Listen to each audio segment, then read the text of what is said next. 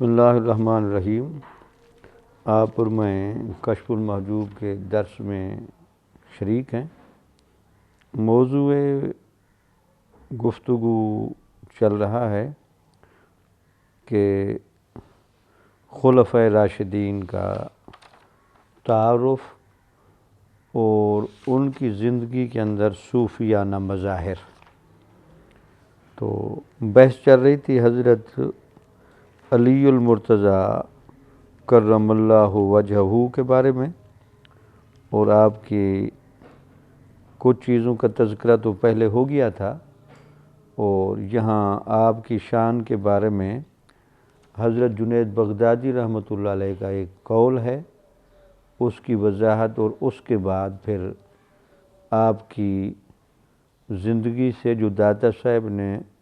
تصوف سے مناسبت رکھنے والے نکات بیان کی ہیں، وہ آپ اور میں ذرا پڑھنے کی کوشش کرتے ہیں۔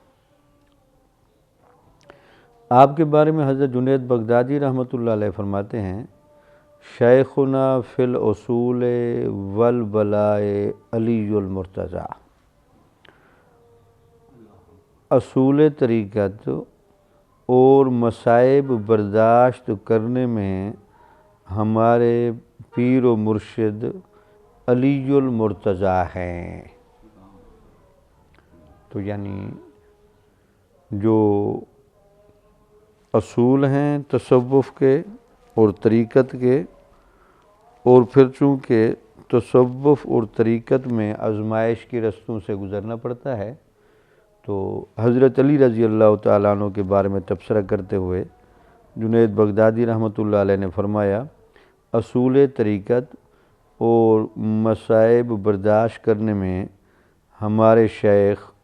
حضرت علی المرتضیٰ رضی اللہ تعالی عنہ ہیں۔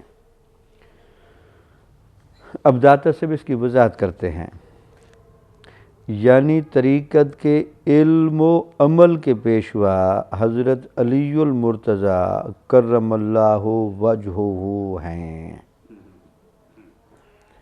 یعنی یہ طریقت کا علم ہے، یہ طریقت میں جو عمل ہے، ان دونوں کے امام اور پیشوا آپ کی ذات گرامی ہے۔ علم طریقت کو اہل طریقت اصول کہتے ہیں، یعنی وہ علم طریقت کی جو بحثیں ہیں تو وہ اس کو تصوف کے اصول کہتے ہیں، اور پھر اس میں جو آزمائشیں برداشت کرنا ہے اس کو وہ عمل کہتے ہیں، جبکہ طریقت کا عمل مصیبتوں کا برداشت کرنا ہے۔ تو یہاں ذرا میں چند چیزیں گوش گزار کروں۔ حضور نبی اکرم صلی اللہ علیہ وسلم کی روحانی تربیت کے فیض سے تمام صحابہ کو ولایت کی کیفیات حاصل تھیں، اور پھر جو 40 بڑے صحابہ ہیں ان کو ولایت کی اعلیٰ کیفیات حاصل تھیں۔ پھر آپ نے دیکھا کہ حضور داتا صاحب رحمۃ اللہ علیہ نے حضرت ابوبکر صدیق رضی اللہ تعالیٰ عنہ کا تذکرہ کرتے ہوئے یہ جملہ بولا کہ ہمارے اسلاف اور ہمارے علماء اور متقدمین علم میں اور مشاہدہ میں سیدنا ابوبکر صدیق کو مقدم کرتے ہیں۔ تو اس کا مطلب کہ ولایت، اسی لیے داتا صاحب رحمۃ اللہ علیہ نے چاروں خلفائے راشدین کا تذکرہ تصوف اور ولایت کے تناظر میں کیا ہے۔ تو حقیقت یہ ہے کہ ان سب کے پاس اللہ تعالیٰ کی طرف سے ولایت کا خصوصی فیض تھا، اور ان کا بڑا اونچا مقام و مرتبہ تھا، لیکن اللہ تعالیٰ نے عملی طور پر اس کا اظہار یا اس کا انشراح یا اس یعنی فیض کا کھلنا وہ مقدر کیا حضرت علی رضی اللہ تعالی عنہ سے۔ تو اس وجہ سے یہ چاروں خلفائے راشدین کے بارے میں جو داتا صاحب کی کتاب پڑھنے سے پتہ چلتا ہے، ان سب کے بارے میں ولایت کبریٰ کا عقیدہ رکھ کر ولایت کا انشراح حضرت علی سے ماننا چاہیے۔ تو لہٰذا وہ جن کا خیال یہ کہ نہیں ولایت کا فیض صرف حضرت علی رضی اللہ تعالیٰ عنہ کے پاس ہے اور باقی یہ فیض نہیں رکھتے تھے، تو حضور داتا صاحب رحمۃ اللہ علیہ کے نزدیک ان کا نقطہ نظر درست نہیں۔ اور جن کا خیال یہ ہے کہ نہیں وہ باقیوں کے پاس جو مقام ولایت تھا تو یہ ولایت کے فیض کا چشمہ وہاں سے پھر کیوں نہیں پھوٹا، تو وہ حضرت علی رضی اللہ تعالیٰ عنہ سے زیادہ کیوں پھوٹا ہے۔ تو یہ ایک نظام قدرت ہوتا ہے، بعض اوقات صلاحیتیں کئیوں کے پاس ہوتی ہیں، لیکن چونکہ وہ جو خلفائے ثلاثہ تھے، سیدنا صدیق اکبر سے لے کر سیدنا عثمان غنی رضی اللہ تعالیٰ عنہ تک، وہاں چونکہ سرکاری مصروفیات اور حکومتی مصروفیات بہت زیادہ تھیں اور اس وقت اسلامی ریاست کے اصول اور بنیادیں ایک کامل شکل میں ظاہر ہو رہی تھیں، تو ان کا مصروفیت ادھر زیادہ رہی۔ جب حضرت علی المرتضیٰ رضی اللہ تعالیٰ عنہ تشریف لائے تو وہ پہلو تقریباً مکمل ہو چکا تھا، تو پھر اللہ تعالیٰ نے آپ سے ولایت کے فیض کو جاری کر دیا۔ تو لہٰذا ولایت کا فیض اولیاء کے نزدیک سب سے زیادہ حضرت علی رضی اللہ تعالیٰ عنہ نے تقسیم فرمایا ہے۔ اس لیے جنید بغدادی رحمۃ اللہ علیہ کا قول حضرت داتا صاحب نے اس لیے نقل کیا تاکہ یہ قاعدہ کسی اور کا نہیں، یہ جنید بغدادی صاحب کا ہے کہ ہمارے شیخ اور ہمارے بزرگ تصوف کے علم میں اور تصوف کے عمل میں سیدنا علی المرتضیٰ رضی اللہ تعالی عنہ ہیں۔ اس کے بعد داتا صاحب رحمۃ اللہ علیہ فرماتے ہیں، بیان کیا جاتا ہے کہ ایک شخص حضرت علی کرم اللہ وجہہ کی خدمت میں آیا اور اس نے عرض کیا، امیر المومنین مجھے کچھ وصیت فرمائیے۔ تو یہ بڑا اچھا زمانہ تھا، تو ایک آدمی آیا اور اس نے کہا جی مجھے کوئی ایسی وصیت فرمائیں۔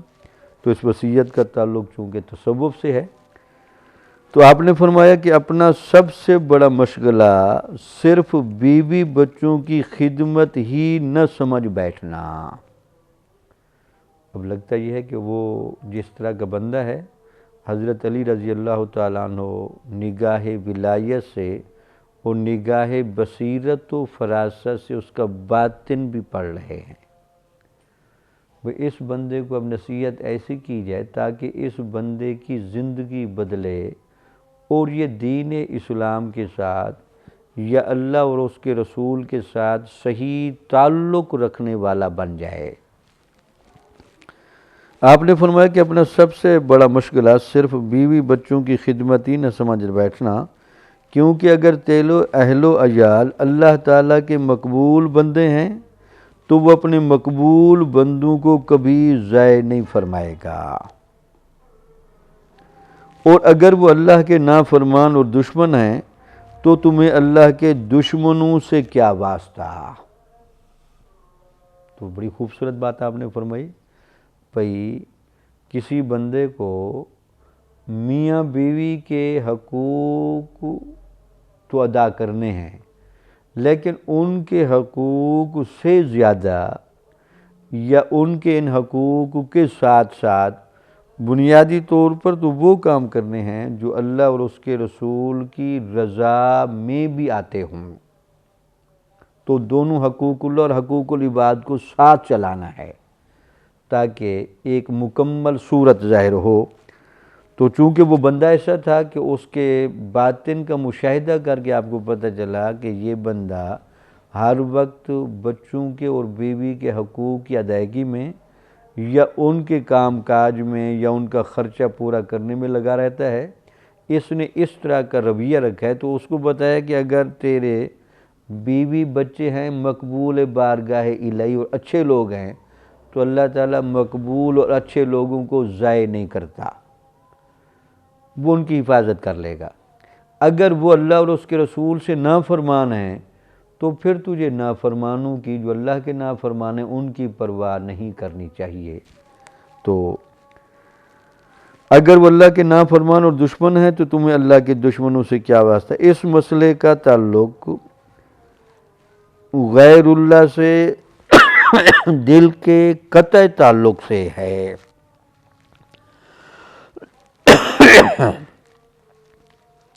اب اس واقعے میں جو ایک صوفیانہ پہلو یا تصوف کا پہلو یا روحانیت کا مسئلہ جو ہے، داتا صاحب کا یہ وضاحت سنا، کہتے اس مسئلے کا تعلق غیر اللہ سے دل کو قطع تعلق کرنے سے ہے کہ وہ اپنے بندوں کو جس طرح چاہتا ہے رکھتا ہے۔ یعنی بنیادی طور پر تو ایک وصیت تھی، لیکن آپ نے اس بندے کو وصیت اس طرح کی کہ اس بندے کو بنیادی طور پر یہ سمجھایا کہ یہ جو دل ہے یا یہ جو انسان کے بنیادی طور پر خیالات ہیں یا انسان کی سوچ کا جو مرکزی خیال رہنا چاہیے زندگی بھر، وہ بنیادی طور پر اللہ کی رضا، اللہ کے رسول کی اتباع اور دین پر عمل کرنا۔ تو چونکہ ہمارا دین اسلام بڑا جامع دین ہے، تو اس میں حقوق العباد بھی ہیں، اس میں حقوق اللہ بھی ہیں، تو دل کا تعلق تو ادھر رہنا چاہیے۔ تو یہ گویا کہ حضرت علی رضی اللہ تعالی عنہ کی اس وصیت سے حفاظت قلب کا یا دل کے لگانے کا مسئلہ حل ہوا کہ بنیادی طور پر ایک مومن بندے کو اپنا دل اللہ سے لگانا چاہیے، اللہ کے نبی سے لگانا چاہیے یا دین کے ساتھ تعلق سے لگانا چاہیے۔ کہتے ہیں جی اس مسئلے کا تعلق غیر اللہ سے دل کے قطع تعلق سے ہے کہ وہ اپنے بندوں کو جس طرح چاہتا ہے رکھتا ہے، مگر اس راہ میں یقین صادق شرط اولین ہے۔ اب یہاں دوسرا آپ نے فرمایا کہ حضرت علی رضی اللہ تعالیٰ عنہ کی یہ وصیت تو ٹھیک ہے، بالکل برحق ہے۔ بھئی اللہ تعالیٰ نے بندے کی ڈپٹی تو لگئی ہے کہ میاں بیوی کے حقوق ادا کرے، لیکن یہ ڈپٹی اس طرح کی نہیں لگے کہ میاں بیوی کے حقوق ادا کرتے کرتے وہ سارا وقت ہی ادھر صرف کر دے اور اس کے پاس اللہ کی بندگی کرنے کا یا نبی کی اطاعت کرنے کا یا اللہ کے دین پر عمل کرنے کا کوئی ٹائم ہی نہ بچے۔ تو آپ کی یہ جو وصیت ہے کہ اگر تیرے بیوی بچے اللہ کے بھی مقبول ہیں تو اللہ تعالیٰ اپنے مقبول بندوں کو بے سہارا نہیں چھوڑتا، ان کا خود کفیل ہوگا۔ اگر وہ نافرمان ہیں تو پھر اللہ تعالیٰ کے نافرمانوں کی تربیت میں لگا ہوا ہے، یعنی ان کو پالنے پوسنے میں لگا ہوا ہے۔ تو اس بات کو ذکر کرنے کے بعد داتا صاحب رحمۃ اللہ علیہ فرماتے ہیں یہ جو وصیت آپ نے فرمائی، اس وصیت کے لیے ایک شرط ہے، وہ یہ ہے کہ اس بندے کو اس راہ میں یقین صادق حاصل ہو، یعنی اس کو اس بات کا پکا یقین ہو کہ اگر میرے بیوی بچے فرما بردار ہوئے تو اللہ تعالیٰ ان کو ضائع نہیں کرے گا، اگر نافرمان ہوئے تو مجھے حکم ہے کہ میں نافرمانوں پر اپنا وقت ضائع نہ کروں، تو اللہ تعالیٰ ان کو ان کے برے انجام تک لے جائے گا۔ تو اس کے لیے داتا صاحب فرماتے ہیں گویا کہ آپ اشارہ کر رہے ہیں کہ ہو سکتا ہے کوئی بندہ یہ وصیت پڑھ کے عمل کرنا شروع کر دے، تو داتا صاحب کہتے اس بندے کو کہیں کہ پہلے اپنا یقین چیک کر لے، اب ایسا نہ ہو کہ بیوی بچے بھی گنوا بیٹھے اور اس کا یقین بھی ڈھیل مل ہو اور وہ کسی جگہ تک نہ جا سکے۔ تو لامحالہ جو صوفیہ کی بعض باتیں ہوتی ہیں وہ باتیں ٹھیک ہوتی ہیں، ان کا ایک معیار ضرور ہوتا ہے، لیکن بعض اوقات ان کے پیچھے کچھ شرطیں ہوتی ہیں۔ حضور نبی اکرم صلی اللہ علیہ وسلم نے غزوہ تبوک کے موقع پر جب مال مانگا تو سیدنا صدیق اکبر رضی اللہ تعالیٰ عنہ سارے گھر کا مال لے کر آ گئے تو آپ نے قبول کر لیا۔ ایک اور صحابی ایک اور موقع پر وہ سونے کی ایک ڈھلیا لے کر آیا اور آ کر حضور نبی اکرم صلی اللہ علیہ وسلم کو کہنے لگا یا رسول اللہ یہ مجھ سے قبول فرمائی اور میرے گھر میں یہی کچھ تھا، تو آپ نے ناگواری بھی فرمائی اور آپ نے اس کے اس عمل کو پسند نہ فرمایا۔ وہ 2-3 دفعہ آپ کے سامنے آتا رہا لیکن آپ کے باڈی لینگویج سے چہرے مبارک کے تاثر سے محسوس ہوتا تھا کہ آپ اس کا یہ عمل پسند نہیں فرما رہے۔ تو پھر بعد میں آپ نے خود واضح فرمایا بھئی سیدنا صدیق اکبر اگر یہ کام کر رہے ہیں وہ اور ان کے گھر والے یہ کر سکتے ہیں، آپ یا آپ کے گھر والے ابھی اس لیول پر نہیں گئے، آپ پر تو تھوڑی سی تنگی آ جائے گی، آزمائش آ جائے گی، یا اللہ تعالیٰ کی حکمت کی وجہ سے رزق نہ مل سکے اور نہ آ سکے تو فوراً شکوہ پیدا ہو جائے گا اور پریشانی پیدا ہو جائے گی۔ تو لہٰذا داتا صاحب رحمۃ اللہ علیہ فرمایا کہ سیدنا حضرت علی رضی اللہ تعالیٰ عنہ کا یہ جواب اس بندے کو بھئی بیوی بچوں پر دھیان نہ رکھ، اگر وہ فرما بردار ہیں وہ اللہ حفاظت کر لے گا، نافرمان ہیں تو پھر نافرمانوں سے ویسے تعلق نہیں رکھنا چاہیے۔ اب داتا صاحب رحمۃ اللہ علیہ نے اس سے ایک تو تصوف کا نقطہ نکالا کہ سیدنا علی المرتضیٰ رضی اللہ تعالیٰ عنہ کی اس وصیت میں اللہ تعالیٰ کے ساتھ ہمیشہ دائمی تعلق جوڑے رکھنے کا درس ملتا ہے۔ دوسرا اللہ تعالیٰ اپنی بیوی بچوں کے ساتھ بھی ایک رویہ اپنانے کا بھی درس ملتا ہے۔ لیکن پھر چونکہ داتا صاحب رحمۃ اللہ علیہ حقیقت آشنا ہیں تو آپ کہتے ہیں لیکن اس پر عمل کرنے کے لیے ایک شرط ہے کہ بندہ یقین صادق رکھتا ہو، اس کو پکا یقین ہو کہ میرے میاں میرے اولاد اور بچے ضائع نہیں ہوں گے، اللہ تعالیٰ کی حفاظت میں رہیں گے، یا اللہ تعالیٰ ان کو مہلت دیے رکھے گا، مگر اس راہ میں یقین صادق شرط اولین ہے۔ اب داتا صاحب رحمۃ اللہ علیہ نے اس پر کچھ مثالیں دے رہے ہیں جنہوں نے ان پر عمل کیا۔ کہتے ہیں چنانچہ حضرت موسیٰ علیہ السلام نے انتہائی مشکل حالات میں حضرت شعیب علیہ السلام کی دختر کو خدا کے حوالے کر دیا۔ تو آپ کے علم میں ہے یہ قرآن حدیث میں بھی ہے کہ حضرت موسیٰ علیہ السلام کی جب حضرت شعیب علیہ السلام کی ایک بیٹی سے شادی ہو گئی تو پھر آپ اس کو لا کر سفر کر رہے تھے تو رات کا اندھیرا ہو گیا تو آپ کو دور سے ایک روشنی نظر آئی تو آپ نے کہا شاید میں وہاں سے جاؤں اور وہاں سے میں کوئی آگ لے کر آؤں اور اس سے ہمیں روشنی بھی ملے گی اور اس آگ سے فائدہ بھی اٹھائیں گے۔ تو پھر آپ وہاں سے اپنی زوجہ محترمہ کو اس رات کے اندھیرے میں اکیلے چھوڑ کر دور آگ کی تلاش میں چلے گئے۔ اب چونکہ وہ یقین صادق پر تھے کہ بیوی کو اکیلے چھوڑ دینے میں کچھ بھی نہیں ہوگا تو ان کے لیے تو جائز تھا، لیکن اس پر اب ہر بندہ عمل کرنا شروع کر دے تو ہر بندے کا وہ معیار نہیں ہوتا۔ داتا سے فرما رہے ہیں اگر اس معیار پر آنا ہے تو پہلے یقین صادق کی شرط پوری کریں۔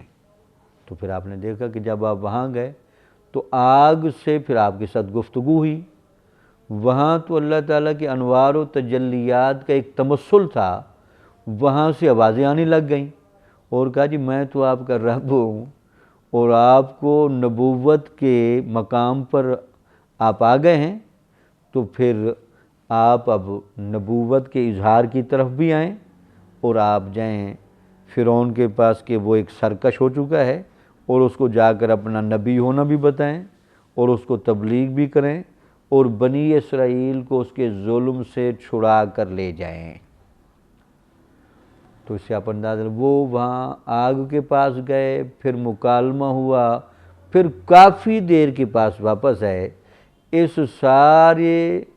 کیفیت کے دوران حضرت موسیٰ علیہ السلام کو اپنی بیوی کے بارے میں تشویش نہ ہوئی کہ وہ اکیلی بیٹھی ہیں اور ہیں بھی وہ بچہ اپنے پیٹ میں لیے ہوئے ہیں، ایک وہ تکلیف بھی ہے، دوسرا رات کا اندھیرا اور میں ادھر جا رہا ہوں۔ وہاں مکالمہ ہوا اور آپ حالت اطمینان میں ہیں۔ تو داتا صاحب رحمۃ اللہ علیہ نے یہ مثال دے کر جو حضرت علی رضی اللہ تعالیٰ نے ایک بندے کی جو اصل مشکل کو پہچان لیا کہ یہ بندہ اللہ اور اس کے رسول کی طرف میل کامل طریقے سے اس لیے نہیں ہو رہا کہ اس نے میاں بیوی کو بہت زیادہ ترجیح دے رکھی ہے۔ تو آپ کی وہ جو وصیت تھی کہ میاں بیوی کو دیکھ لینا، وہ بیوی اور بچوں کو دیکھ لیں، اللہ کے فرما بردار ہیں تو اللہ تعالیٰ حفاظت فرمائے گا، اگر وہ نافرمان ہیں تو ایک نیک بندے کا نافرمانوں سے تعلق کیوں رکھنا چاہیے؟ اب چونکہ قاعدہ بڑا اونچا تھا تو اس لیے اس کی وضاحت فرمائی، تو آپ نے فرمایا کہ ہاں صادق یقین ہے تو پھر اللہ تعالیٰ ضائع نہیں کرے گا، لیکن صادق یقین کی کیفیت نہیں تو پھر میاں بیوی کے ساتھ تعلقات کو ہر صورت نبھانا چاہیے۔ آپ فرماتے ہیں اسی طرح حضرت ابراہیم علیہ السلام نے حضرت ہاجرہ اور حضرت اسماعیل علیہ السلام کو ساتھ لے جا کر ایک غیر آباد صحرا میں اللہ کے سپرد کر دیا۔ اب دوسرا واقعہ داتا صاحب نے فرمایا کہ حضرت ہاجرہ اور حضرت اسماعیل علیہ السلام کو حضرت ابراہیم علیہ السلام یہاں مکہ کی بے آب و گیاہ وادی میں، جہاں اب کعبہ ہے اور مکہ کی آبادی ہے، یہاں آ کر جو اس زمانے میں جنگل تھا یہاں چھوڑ گئے اللہ کے کہنے پر، چونکہ یقین کامل کی کیفیت تھی تو حالانکہ وہ اللہ سے التجا کر سکتے تھے کہ بالکل چھوٹا بچہ ہے، عورت زاد ہے، جنگل کا ماحول ہے، ان کی حفاظت کیسے ہوگی، ظاہری اسباب کیا ہوں گے، انسان ہونے کے ناطے جو اللہ نے فطرت میں بچے کے ساتھ، بیٹے کے ساتھ یا بیوی کے ساتھ تعلق رکھا ہے تو میں تو پریشان ہوں گا، لیکن چونکہ یقین کامل کی کیفیت ہے تو جو ہی حکم ملا تو وہ ادھر چھوڑ کے چلے گئے۔ اسی طرح حضرت ابراہیم علیہ السلام نے حضرت ہاجرہ اور حضرت اسماعیل علیہ السلام کو ساتھ لے جا کر ایک غیر آباد صحرا میں اللہ کے سپرد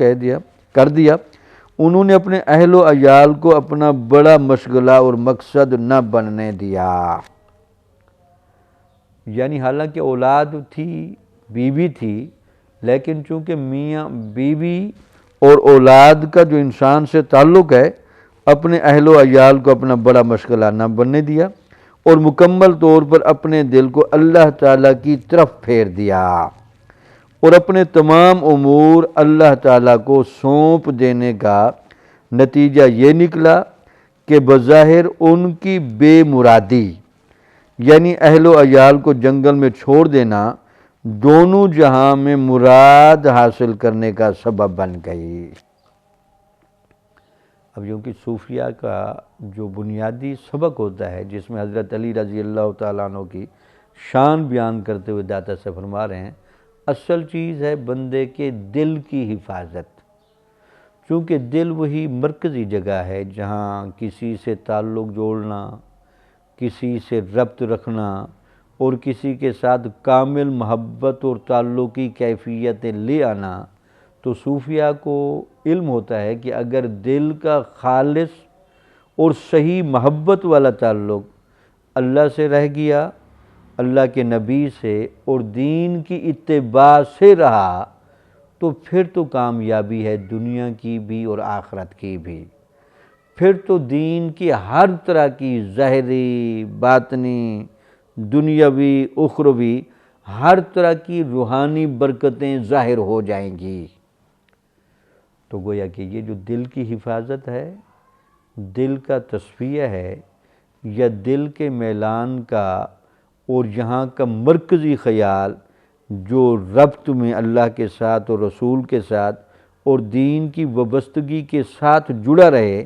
یہ جو تصوف کا بنیادی اصول ہے، وہ حضور داتا صاحب حضرت علی رضی اللہ تعالیٰ عنہ کی ان تعلیمات میں دکھا رہے ہیں۔ تو اس لیے آپ کو جو کہا گیا ہے کہ سیدنا علی المرتضیٰ علم تصوف کے بھی امام ہیں اور عمل تصوف کے بھی امام ہیں۔ اب کہتے ہیں کہ حضرت ابراہیم علیہ السلام نے اپنے اہل و عیال کو اپنا بڑا مشغلہ اور مقصد نہ بننے دیا اور مکمل طور پر اپنے دل کو حق تعالیٰ کی طرف پھیر دیا۔ اپنے تمام امور اللہ تعالیٰ کو سونپ دینے کا نتیجہ یہ نکلا کہ بظاہر ان کی بے مرادی، یعنی دیکھنے میں تو ایسا نظر آیا کہ بیوی بھی وہ بے آب و گیا میں ہے اور بچہ بھی بے آب و گیا میں ہے۔ دیکھنے میں ظاہری طور پر تو ایسے لگ رہا ہے کہ بڑا تکلیف دہ ماحول ہے، وہاں جنگل ہے، وہاں آبادی کوئی نہیں، حفاظت کا ظاہری اہتمام کوئی نہیں، لیکن جب اس کا نتیجہ سامنے آیا تو حضرت ابراہیم علیہ السلام کو دونوں جہانوں کی کامیابیاں مل گئیں۔ یہ تو قرآن نے بھی جملہ کہا وَإِذِ ابْتَلَىٰ إِبْرَاهِيمَ رَبَّهُ بِكَلِمَاتٍ فَأَتَمَّهُنَّ۔ اللہ تعالیٰ نے حضرت ابراہیم علیہ السلام کی چند چیزوں میں آزمائش فرمائی۔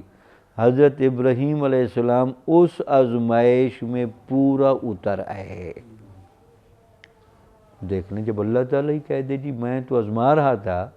آپ میری آزمائش پر پورا اتر آئے، تو ایک تو یہ سرٹیفکیٹ ویسے نہیں، یہ سرٹیفکیٹ قرآن مجید کی آیت میں نازل کر کے دیا تاکہ کوئی دیکھے حضرت ابراہیم علیہ السلام کی اللہ تعالیٰ جس طرح واقعہ نمرود میں آزمائش کی، وہ آگ میں ڈالا جانا، وہاں پورا اترے۔ پھر حضرت اسماعیل علیہ السلام کو ذبح کرنے کی جگہ آزمائش کی،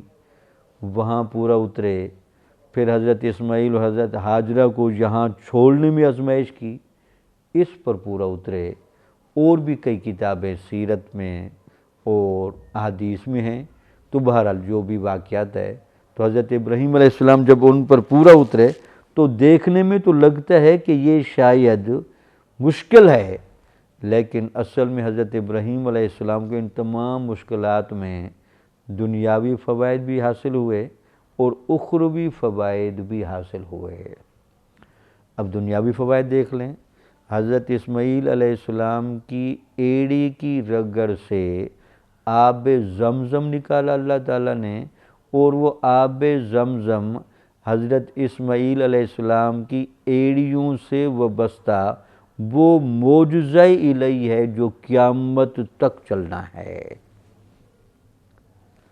اور جہاں ابراہیم علیہ السلام نے پھر خانہ کعبہ بنایا، اس جگہ کا قیامت تک حج ہوتا رہے گا۔ جہاں اسماعیل علیہ السلام کے ذبح کا واقعہ پیش آیا، وہاں اس واقعہ وادی مینا میں قیامت تک ہمیشہ قربانی ہوتی رہے گی۔ اور جن جگہوں پر شیطان آ کر بہکاتا رہا اور وسوسہ ڈالتا رہا، ان جگہوں پر باقاعدہ علامت بنا کر وہ شیطان کی نمائندہ جگہیں بنا کر ان کو باقاعدہ پتھر مارتے ہیں، تو یہ بھی حضرت ابراہیم علیہ السلام کی یاد ہے۔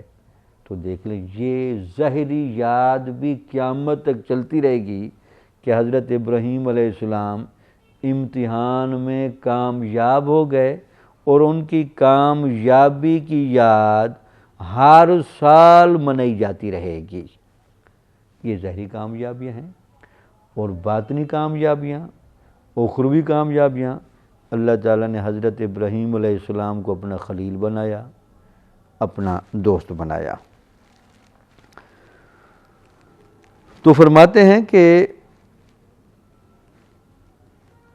اپنے تمام امور اللہ کو سونپ دینے کا نتیجہ یہ نکلا کہ بظاہر ان کی بے مرادی، یعنی اہل و عیال کو جنگل میں چھوڑ دینا، دونوں جہاں میں مراد حاصل کرنے کا سبب بن گئی۔ یہ بات بالکل اس طرح ہے کہ حضرت علی کرم اللہ وجہہ سے ایک شخص نے پوچھا کہ حضور سب سے پاکیزہ ترین چیز کون سی ہے؟ آپ نے فرمایا وہ دل جو اللہ تعالیٰ کے تعلق کی وجہ سے ہر چیز سے بے نیاز ہو گیا ہے۔ یہاں تک کہ دنیا کا نہ ہونا اسے فقیر نہ بنا سکے اور اس کا ہونا اسے خوشی نہ دلا سکے۔ اب حضرت جو تصوف کا، اب داتا صاحب رحمۃ اللہ علیہ حضرت علی المرتضیٰ رضی اللہ تعالیٰ عنہ کے آگے لکھ رہے ہیں، بھئی اگر میں ان کی زندگی کے تصوف کے اعتبار سے واقعات لکھوں تو شاید اس کا تو میں احاطہ نہ کر سکوں اور کتاب بڑی طویل ہو جائے، لیکن جو تصوف کا اصل مرکزی خیال ہے، اس مرکزی خیال پر ایک تو آپ کی وصیت بیان کی کہ ایک بندے نے کہا جی وصیت کریں، تو گویا کہ آپ نے اس کو کہا کہ دل کی حفاظت کر، تیرے دل پر میاں بیوی اور بچوں کی محبت اتنی سوار ہے کہ تو اپنا سارا وقت ان کی محبت کی تکمیل میں، مال کمانے میں صرف کرتا ہے، ان کو خوش رکھنے کے لیے ٹائم دیتا ہے، تو تیرا مرکزی خیال صرف بچے اور بیوی بن چکی ہے، اس سے نکال اپنے آپ کو۔ تو گویا کہ دل پر اگر غیر اللہ کی محبت آ جائے تو غیر اللہ کی محبت سے دل کو کیسے چھٹکارا دلایا جائے اور دل میں اللہ کی محبت کو کیسے نافذ کیا جائے اور اس کا پابند کیا جائے، یہ آپ کی وصیت لکھی۔ پھر اس کے ساتھ واقعات بھی لے کر آئے۔ اب ایک واضح اور بھی بات بھی لکھ رہے ہیں۔ اسی طرح ایک شخص نے آپ سے پوچھا کہ حضرت علی رضی اللہ تعالیٰ عنہ سے کہ حضرت صاحب یہ ذرا ارشاد فرمائیں کہ سب سے پاکیزہ چیز کون سی ہے، یعنی دنیا میں سب سے وہ پاکیزہ چیز جہاں اللہ تعالیٰ اپنا نور نازل کرنا پسند فرمائے، اس کو سادہ سمجھ لیں، وہ جگہ بتائیں جو سب سے زیادہ پاکیزہ ہو۔ تو ایک بات ہمیشہ قاعدہ یاد رکھیں، یہ جو طہارت کاملہ ہوتی ہے یہ اللہ تعالیٰ کے نور کے آنے کا یا نازل ہونے کا ایک برتن بن جاتا ہے۔ اس لیے قرآن مجید میں جملہ ہے ان اللہ یحب التوابین ویحب المتطہرین، اللہ تعالیٰ محبت فرماتا ہے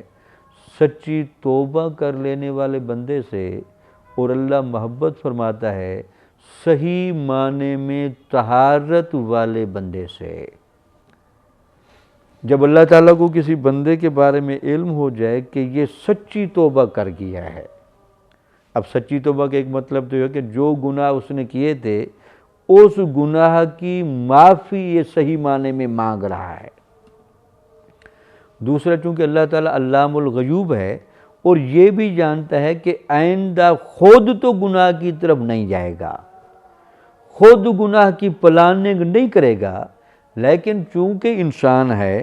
ہو سکتا ہے کہ گناہ کے خارجی اسباب اس کو گھیر لیں، لیکن چونکہ خود نہیں جائے گا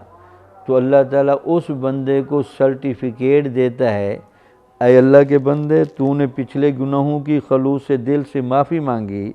آئندہ تو میرے ساتھ پکا وعدہ کر رہا ہے کہ گناہ کی طرف نہیں جائے گا، تو میرا تواب بندہ ہے۔ تو تواب کو اللہ تعالیٰ محبوب کہتا ہے، بھئی میں تیرا محب ہوں، تو میرا محبوب ہے۔ اور جہاں دوسرا بندہ وہ ہے جو بندہ اپنے آپ کو بالکل پاک صاف کر لے۔ اب وہ پاک صاف کرنا بنیادی طور پر کیا ہے کہ اس بندے کے دل، دماغ اور روح کی ساری وابستگیاں اللہ کی طرف ہو جائیں یا اللہ کے رسول کی طرف ہو جائیں، تو وہ بندہ بھی بنیادی طور پر صاف ستھرا ہو جاتا ہے۔ تو آپ نے دیکھا بنیادی طور پر آپ اور میں جو بحث کر رہے تھے وہ یہ تھی کہ یہ جو تواب ہونا ہے یا متطہر ہونا ہے، یہ بنیادی طور پر وہ جگہ ہوتی ہے جہاں اللہ تعالیٰ اپنی محبت کی سرٹیفکیٹ جاری کر دیتا ہے۔ اب گویا کہ اسی طرح کا سوال ہو رہا ہے۔ حضرت علی رضی اللہ تعالیٰ عنہ سے ایک بندے نے سوال کیا کہ حضور سب سے پاکیزہ ترین چیز کون سی ہے؟ آپ نے فرمایا وہ دل جو اللہ تعالیٰ کے تعلق کی وجہ سے ہر چیز سے بے نیاز ہو گیا ہے۔ یعنی جس دل کو اللہ کے ساتھ یا اللہ کے نبی کے ساتھ یا دین کے ساتھ ایسا تعلق جڑا کہ اب کوئی تعلق اس تعلق کو توڑ نہیں سکتا، بلکہ باقی جتنے بھی تعلقات ہوں گے وہ اس تعلق کے ماتحت رہیں گے۔ تو یہاں بعض اوقات کچھ لوگ ان عبارتوں سے یہ مطلب سمجھ لیتے ہیں کہ پھر وہ کچھ بھی نہیں کرنا، یہ مطلب نہیں ہوتا صوفیاء کا۔ صوفیاء کا یہ مطلب ہوتا ہے کہ آپ کے دل کے، دماغ کے اور روح کے لگاؤ کی جگہیں، وابستگی کی جگہیں، محبت کی جگہیں یہ اللہ اور اس کے رسول کے ساتھ اتنی مضبوطی سے وابستہ ہو جائیں کہ باقی سارے کام آپ کرتے رہیں لیکن باقی سارے کام ہوں اس کے ماتحت، اس جگہ کو وہ کچھ نہ کہہ سکیں۔ تو فرمایا کہ وہ دل جو اللہ تعالیٰ کے تعلق کی وجہ سے ہر چیز سے بے نیاز ہو گیا ہے، یہاں تک کہ دنیا کا نہ ہونا اسے فقیر نہ بنا سکے اور اس کا ہونا اسے خوشی نہ دلا سکے۔ اور یہ تعلق اتنا مضبوط ہو جائے کہ مال کا کم یا زیادہ ہونا اس کا اثر دل پر نہ پڑے۔ اب ایک واقعے سے آپ اندازہ لگائیں، یہ حضور غوث پاک کی سیرت کی کتابوں میں یہ واقعہ لکھا ہے کہ آپ کا قافلہ تجارت تھا تو آپ اپنے حجرے میں تشریف فرما تھے، مریدوں کے ساتھ بیٹھے تھے، تو چونکہ آپ تجارت بھی فرماتے تھے تو واپسی پر قافلہ آ رہا تھا اور بہت بڑا منافع لا رہا تھا۔ تو جب اس کے ڈوبنے کے چانس بن گئے تو لوگوں نے آ کر خبر دی کہ حضور وہ تجارت تو ٹھیک ہو گئی ہے، پیسے بھی بڑے مل گئے، منافع ہوا، لیکن بحری بیڑا وہ دریا کی موج کی زد میں آ گئی ہے تو نقصان کا بڑا خطرہ ہے۔ آپ نے اپنے دل کی طرف توجہ کی تو آپ نے فرمایا الحمدللہ۔ اس کے بعد تھوڑی دیر کے بعد آدھا گھنٹہ گزرا، پھر قاصد بھاگتا ہوا، اس نے کہا حضور آپ کی برکت سے وہ سارا وہ جو خطرہ تھا وہ ٹل گیا ہے، وہ سارا منافع بچ گیا ہے۔ تو آپ نے پھر بھی دل کی طرف دیکھ کر کہا الحمدللہ۔ وہ جو قریب بیٹھے لوگ تھے تو انہوں نے کہا کہ حضور مال، اتنے زیادہ مال کا ڈوب جانے سے نہ آپ کے چہرے کا رنگ بدلا، نہ آپ کی طبیعت میں بے چینی ہوئی، اور پھر اتنا مال تجارت کے بچ جانے سے بھی نہ چہرے کا رنگ بدلا، نہ طبیعت میں خوشی آئی، غم بھی نہیں آیا مال کے نہ ہونے پر، اور مال کے مل جانے پر خوشی بھی نہیں آئی، یہ اس کی کیا وجہ ہے؟ تو آپ نے فرمایا کہ میں نے بنیادی طور پر جیسے آپ نے یہ خبریں دیں میں نے اپنے دل کا مطالعہ کیا تو میں نے دیکھا کہ میرا دل ان کیفیتوں کو قبول تو نہیں کرتا کہ مال زیادہ ہو تو خوشی ہو، مال نہ ہو تو بے چینی ہو،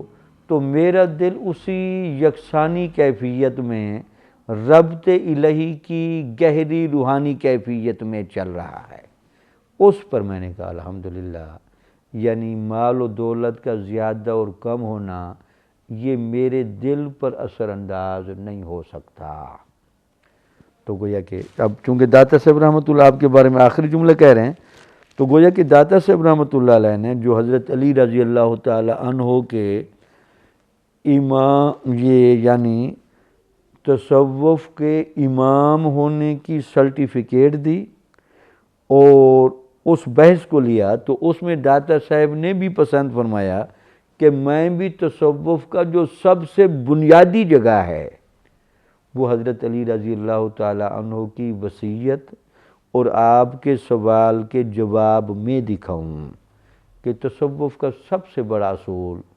تزکیہ نفس اور تصفیہ قلب ہے، تاکہ تزکیہ نفس کی جگہ وہ ہوتی ہے جہاں انسان سے گناہ صادر نہ ہو، تصفیہ قلب کی جگہ وہ ہوتی ہے جہاں انسان کا ارادہ، انسان کا لگاؤ اور انسان کی محبت کے معاملات چیک ہوں۔ تو یہ تزکیہ اور تصفیہ جب کامل ہو جائے تو ایک بندے پر ولایت کی کیفیت منکشف ہونا شروع ہو جاتی ہے۔ یہ واقعات بیان کرنے کے بعد آپ فرماتے ہیں کہ یہ فقر و صفا سے متعلق بات ہے جس کا ذکر ہم کر آئے ہیں۔ تو آپ نے دیکھا کہ کشف المحجوب کی بحثوں میں آپ اور میں نے وہ فقر کی بھی بحث پڑھی اور صفا کی بحث پڑھی، جس میں مطلب یہی تھا کہ صفا والے اور فقر والے دنیا کے مال و دولت کے ساتھ وابستگی کو اور روحانی کیفیت کو کس طرح دیکھتے ہیں۔ تو وہ کہتے وہ چونکہ بحث میں پہلے کر رہا ہوں اس کو تو وہاں دیکھ لیں۔ اب آپ آخری جملے فرما رہے ہیں، پس اہل طریقت حقائق عبارات، لطیف اشارات،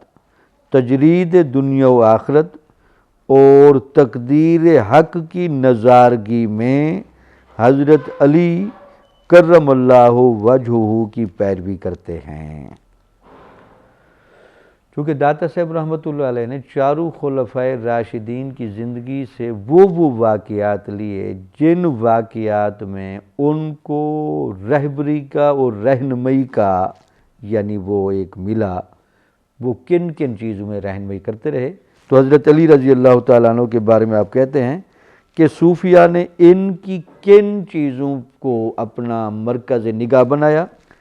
پس اہل طریقت حقائق عبارات، یعنی حضرت علی رضی اللہ تعالیٰ عنہ کے بارے میں ایک یہ ہے کہ آپ بریک بین بڑے تھے، یعنی عبارت اور کلام کی اس جگہ تک بھی چلا جانا جو اس کا اصل مرکزی خیال ہے۔ اس میں چونکہ آپ کو بڑی مہارت تھی، اسی لیے آپ نے دیکھا کہ چونکہ اللہ تعالیٰ نے حضرت علی رضی اللہ تعالیٰ عنہ کو علم کا بھی بڑا وافر حصہ عطا فرمایا، اور آپ باب العلم کے لقب سے یاد کیے جاتے ہیں، انا مدینۃ العلم وعلی بابھا۔ تو اس وجہ سے آپ کو عبارت کی گہرائی اور باریکیوں کا بڑا پتہ تھا کہ یہ جو قرآن کے اندر جملے آ گئے یا حضور نبی اکرم صلی اللہ علیہ وسلم نے جو بات فرمائی ہے، اس بات کی اصل گہرائی کیا ہے۔ اب آپ کی اسی علم کی وسعت ہے جس وجہ سے صوفیہ نے آپ کو دیکھا کہ عبارتوں کی باریکیوں کو جاننا یہ آپ پر ختم تھا۔ تو واقعہ بھی ذرا سنا دوں تاکہ وہ واقعہ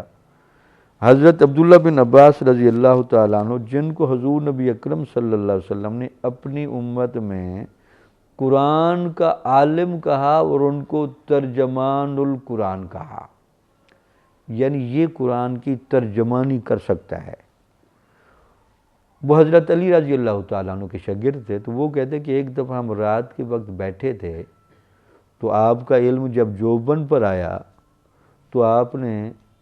الحمد شریف کی تشریح کرنے کی طرف آئے تو آپ نے فرمایا کہ قرآن کا سارا علم سورۃ فاتحہ میں ہے، اور سورۃ فاتحہ کا سارا علم بسم اللہ میں ہے، اور بسم اللہ کا سارا علم با کے نقطے میں ہے۔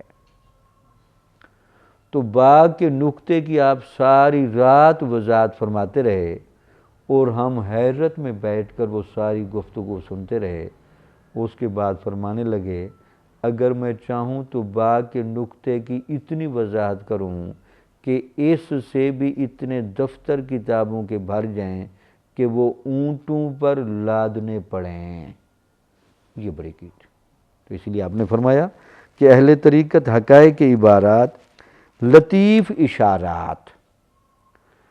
عبارت کی حقیقت اور لطیف اشارات۔ اچھا، ایک ہوتی ہے تصریح۔ تصریح کا معنی ہوتا ہے بات ہوتی مشکل ہے لیکن آپ تھوڑا واضح کر کے بیان کریں۔ ایک ہوتی ہے نہیں، بات کو اشارے کی نئے میں کریں۔ تو اشارے کی نئے کی بات کو سمجھنا اور زیادہ مشکل ہوتا ہے، تو لیکن آپ کو اس میں بھی بڑی مہارت تھی۔ یہ دو کام، یعنی علم کی اور تصوف کی باریکیاں آپ بڑی جانتے تھے۔ ایک یہ تجرید دنیا اور آخرت۔ اب یہ داتا صاحب کی گفتگو ہے، یعنی حضرت علی رضی اللہ تعالیٰ عنہ کے بارے میں یہ لگتا تھا کہ ان کا جس طرح کا مزاج تھا کہ ان کو دنیا کی کوئی چیز دے کر راضی آپ کرنا چاہیں یا آخرت کا کوئی انعام دے کر راضی کرنا چاہیں تو نہ وہ دنیا کے انعامات کی طرف آئیں گے، نہ آخرت سے ملنے والے انعامات قبول کریں گے۔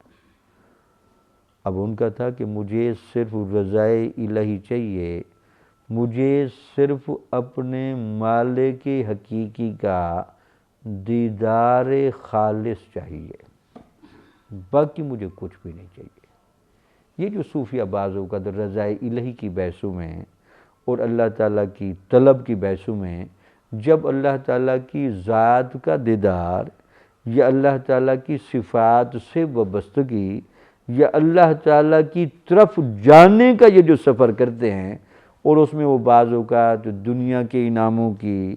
آخرت کے انعامات کی نفی کرتے ہیں، تو اس میں بھی وہ اپنا استاد مانتے ہیں حضرت علی رضی اللہ تعالی عنہ کے طرز عمل کو، کہ آپ تجرید دنیا اور آخرت فرماتے تھے۔ آگے لکھا تقدیر حق کی نظارگی میں، حضرت علی رضی اللہ تعالی عنہ کو اللہ تعالیٰ کی طرف سے ملنے والا انتخاب خاص، بڑی آپ کی امتیازات، محبوبیت کاملہ ہے۔ تو داتا صاحب نے جملے کہ برادر مصطفیٰ، تو حتیٰ کہ حضور نے یہاں تک بھی فرمایا کہ اے علی، آپ کا اور میرا تعلق ایسے ہے جیسے ہارون علیہ السلام کا اور موسیٰ علیہ السلام کا تھا۔ یہ ہے کہ آپ نبی نہیں، وہ دونوں نبی تھے،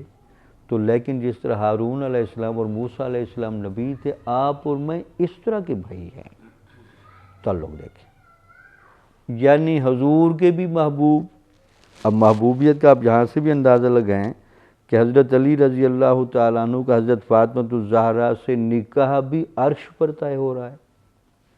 اب اس سے زیادہ محبوبیت کے کیا مظہر ہے؟ یعنی جن کے نکاح بھی وہاں ہوں، پھر جن کی نگاہ میں حضور نے ان کی بچپن سے خود تربیت فرمائی، یہ بھی بڑا ایک اعزاز تھا۔ یعنی اللہ کے بھی محبوب اور اللہ کے نبی کے بھی محبوب، اور اس کے علاوہ کوئی علماء بھی اگر اس بحث کو سنیں تو حضور نبی اکرم صلی اللہ علیہ وسلم نے غزوہ خیبر کے موقع پر جب درہ خیبر فتح نہیں ہو رہا تھا تو آپ نے یہ جملہ فرمایا کہ کل یہ میں جھنڈا اس بندے کے ہاتھ میں دوں گا جس بندے کو اللہ اور اس کا رسول پسند فرماتا ہے، تو حضرت علی کو دیا گیا۔ یہ تو ہے آپ کی شان محبوبانہ، لیکن داتا صاحب کہتے ہیں کہ شان محبوبانہ کے باوجود بھی اللہ تعالیٰ نے آپ کو بہت سارے تقدیر کے مسائل میں آزمائش کے نظارے بھی کروائے، آپ کو مشکلات سے بھی گزارا گیا۔ تو یعنی اس سے زیادہ مشکل کیا آپ سمجھ سکتے ہیں جب آپ کے سامنے آپ کے ساتھی بھی آمنے سامنے آ گئے؟ یہ نظارہ تقدیر تھا۔ تو آپ کو تقدیر کا اور آزمائشوں کا وہ نظارہ کرایا گیا،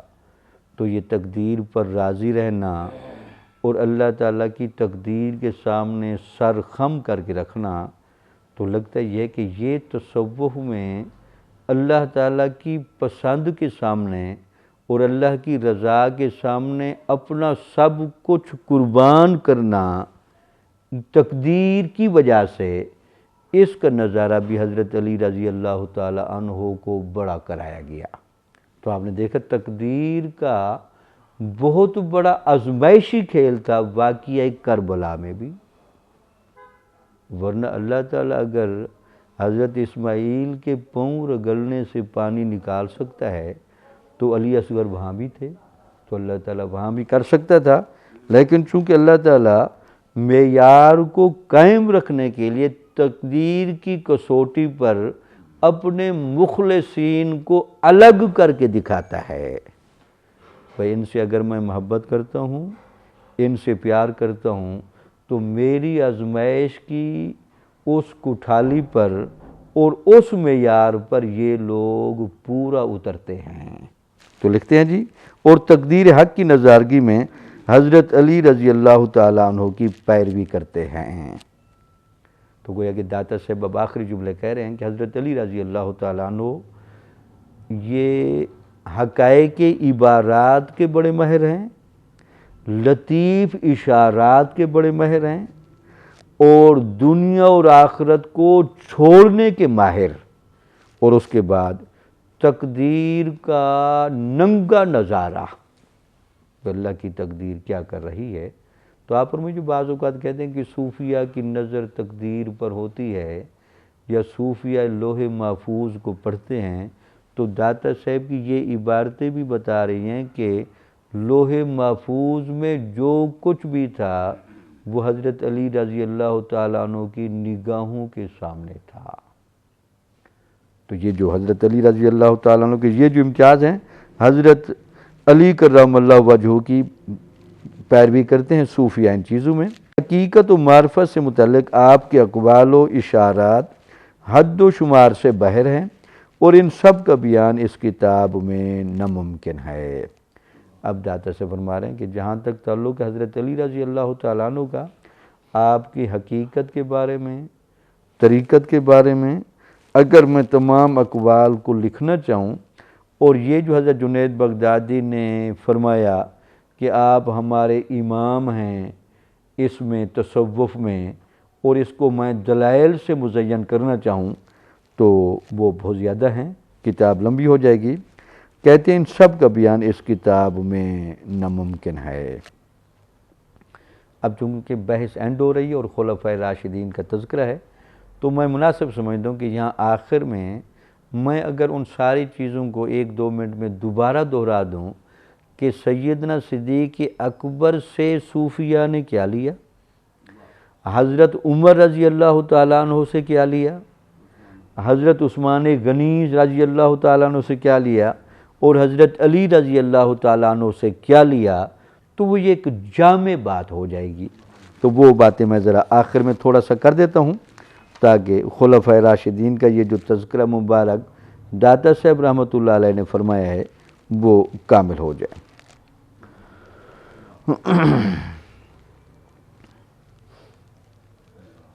اب ذرا داتا صاحب کے جملے سیدنا صدیق اکبر کے بارے میں سنیں۔ آپ فرماتے ہیں کہ بس صوفیہ کرام تجرید و تمکین، فقر کی محبت اور ترک جاہ و ریاست میں حضرت صدیق اکبر رضی اللہ تعالیٰ عنہ کی پیروی کرتے ہیں۔ یعنی تجرید کا معنی ہوتا ہے سب سے کٹ کر رہنا۔ حضور نبی اکرم صلی اللہ علیہ وسلم سے پوچھا گیا، یا رسول اللہ، آپ جس طرح کی باتیں فرماتے ہیں آپ تو اس طرح کے ہیں، لیکن ہم میں سے بھی کوئی بندہ ایسا ہے جو دیکھنے میں تو یہاں دنیا میں رہتا ہو لیکن وہ اصلاً عرش یا جنت میں رہتا ہو؟ تو آپ نے فرمایا ہاں،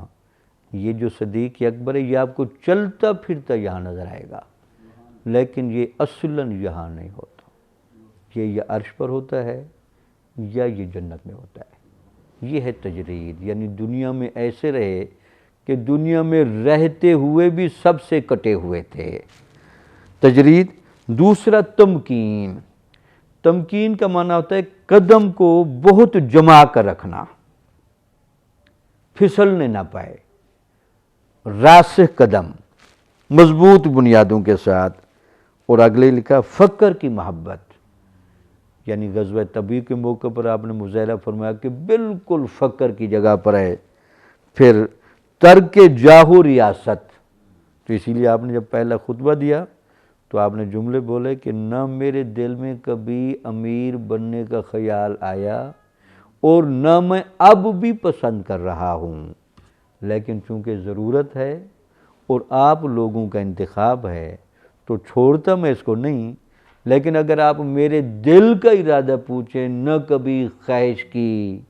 نہ تمنا کی، نہ دعا کی، اور نہ اس عہدے پر رہنے سے خوشی فیل کر رہا ہوں، لیکن چونکہ دین کا معاملہ ہے، آپ لوگوں کی پسند ہے کہ میں یہ کام کروں، تو میں صرف اس لیے قبول کر رہا ہوں۔ تو داتا صاحب رحمۃ اللہ علیہ فرماتے ہیں کہ یہ جو چیزیں ہیں تجرید، تمکین، فقر کی محبت اور ترک جاہ و ریاست میں صوفیہ سیدنا صدیق اکبر کی پیروی کرتے ہیں۔ یہ آپ کا آ گیا۔ اب حضرت عمر رضی اللہ تعالیٰ عنہ کی کن اعمال کی صوفیہ اتباع کرتے ہیں؟ حضور داتا صاحب رحمۃ اللہ علیہ ان کے بارے میں فرماتے ہیں صوفیہ کرام خرقہ پوشی، گدڑی پہننا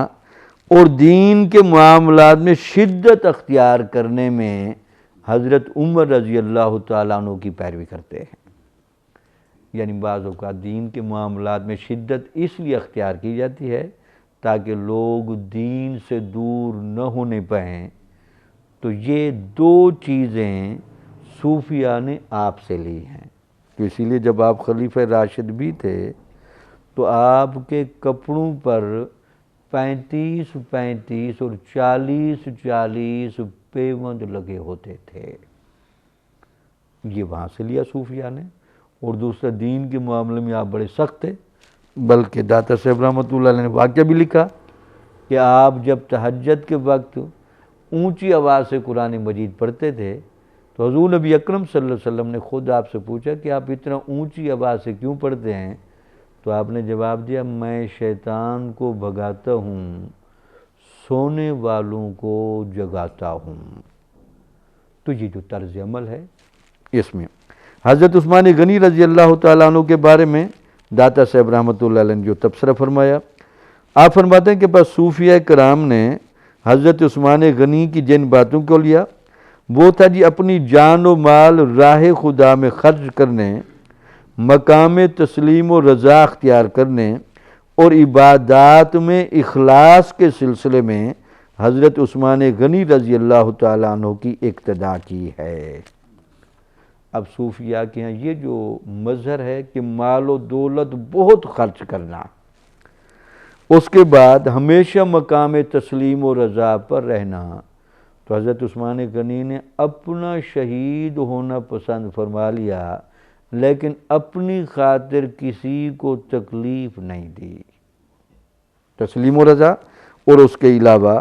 عبادات میں اخلاص، حالانکہ آپ کو کلیئر ہو گیا تھا کہ آپ کو شہید کر دیا جائے گا، لیکن آپ آخری وقت تک بھی قرآن مجید کی تلاوت کر رہے تھے اور آپ پر کوئی حزن و ملال نہیں تھا۔ یہ کیفیت تو اس پر اقتداء کی۔ حضرت علی رضی اللہ تعالیٰ عنہ کے بارے میں نے جیسے جملے آپ نے فرمائے، پس اہل طریقت حقائق عبارات، لطیف اشارات، تجرید دنیا اور آخرت اور تقدیر حق کی نظارگی میں حضرت علی رضی اللہ تعالیٰ عنہ کی پیروی کرتے ہیں۔ اللہ تعالیٰ مجھے اور آپ کو ان خلفائے راشدین کی زندگی سے جو صوفیہ نے اصول تصوف اخذ کیے اس کا فیض عطا فرمائے اور اس سے حسب استطاعت فائدہ اٹھانے کی توفیق عطا فرمائے۔